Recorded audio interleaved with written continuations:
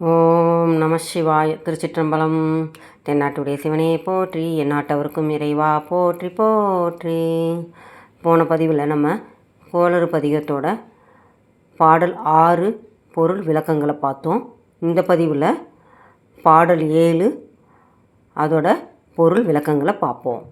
பாடல்: செப்பு இளமுலை நல்மங்கை ஒரு பாகமாக விடையேறு செல்வன் அடைவு ஒப்பு இளமதியும் அப்பும் முடிமேலணிந்து என் உள்ளமே புகுந்த அதனால். பொருள்: செப்பு இளமுலை நன்மங்கை, செம்பு போன்ற இள தனங்களை உடைய உமையாள் ஒரு பாகமாக சிவனோட ஒரு பாகத்தில் வீற்றிருக்கிறாள். விடையேறு செல்வன், இடப வாகனத்தில் ஏறி வரும் செல்வனாகிய சிவன். ஒப்பு மதி, அழகிய மதி.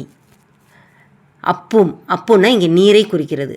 நீரை ஏன் அப்புன்னு சொல்கிறாங்கன்னா, தொட்டால் ஒட்டுதலை உடையது என்பதால் நீருக்கு அப்பு என்று பெயர். இங்கு நீர் என்பது கங்கை நீரை குறிக்கிறது. விளக்கம்: பசியினால் அழுத குழந்தைக்கு பால் அளிப்பது என்பது 32 அறங்களில் ஒன்று. அந்த அறங்களை அமைத்த ஜெகன்மாதாவாகிய உமையம்மை அம்மா அப்பா என்று அந்த பச்சிளம் குழந்தை அணு குரலுக்கு செவி சாய்த்து தன் திருமுலையிலிருந்து பால் எடுத்து ஊட்டினாள். அத்தகைய ஞானப்பாலை அருந்திய குழந்தை திருஞானசம்பந்தர் என்னும் திருப்பெயருடன் உலகெங்கும் சைவ நெறி தழைக்க வைக்கும் ஒளி சுடராக திகழ்ந்தது. அன்னையிடம் ஞானப்பால் அருந்திய இந்த அற்புத நிகழ்வையே செப்பு இளமுலை நன்மங்கை என்னும் சொற்சொடர் மூலம் குறிப்பிடுகிறார் ஞானசம்பந்தர். தம்மிடம் அடைக்கலமாக புகுந்த சந்திரனுக்கும் இளமதி கங்கைக்கும் தன் சடைமுடியில் இடமளித்து அருளிய திருச்செயலை நினைவூட்டும் வகையில் இந்த வரி அமைந்துள்ளது. முன்பொரு நாள் பிரஜாபதியின் ஒருவனான தட்சன் சந்திரன் மேல் சினம் கொண்டு ஒவ்வொரு நாளும் சந்திரனின் ஒரு அழகு குறைந்து தேய்ந்து அவன் மறைந்து போகுமாறு சாபம் எடுத்தார்.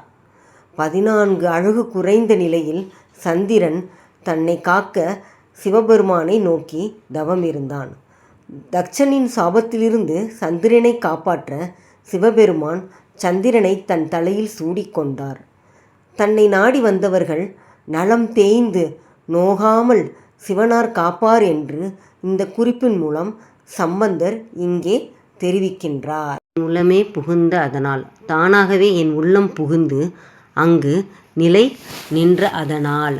வெப்போடு குளிரும் வாதம் மிகையான பித்தும் வினையான வந்து நலியா அப்படி நல்ல நல்ல அவை நல்ல நல்ல அடியார் அவர்க்கு மிகவே.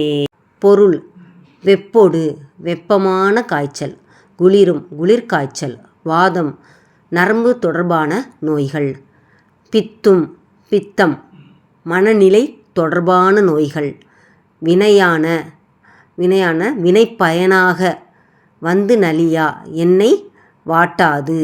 விளக்கம்: இளம் பிறையையும் கங்கையும் சூடும் பெருமானை மனதால் நினைத்து தொழுபவர்கள் உற்ற நோய்கள் எல்லாம் அவர்களை விட்டு தள்ளி போகுமாறு அருள வல்லவன் இறைவன்.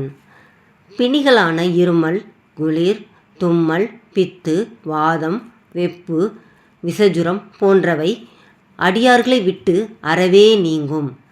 இறைவன் நாமத்தை சொல்லும் அடியாரையும் அவனுக்கு மாலை சூட்டி பாதம் போற்றி காலந்தோறும் பூஜை செய்வோரையும் தேவாரம் பாடி சிந்தித்து உருகும் பக்தர்களையும் நோய்கள் நலிய மாட்டா.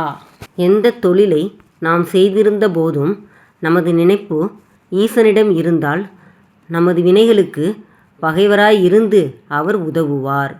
இந்த கருத்தினை உறுதிப்படுத்தும் வண்ணம் இடரான வந்து நலியா என்ற பாட்டின் மூலம் சொல்கிறார்.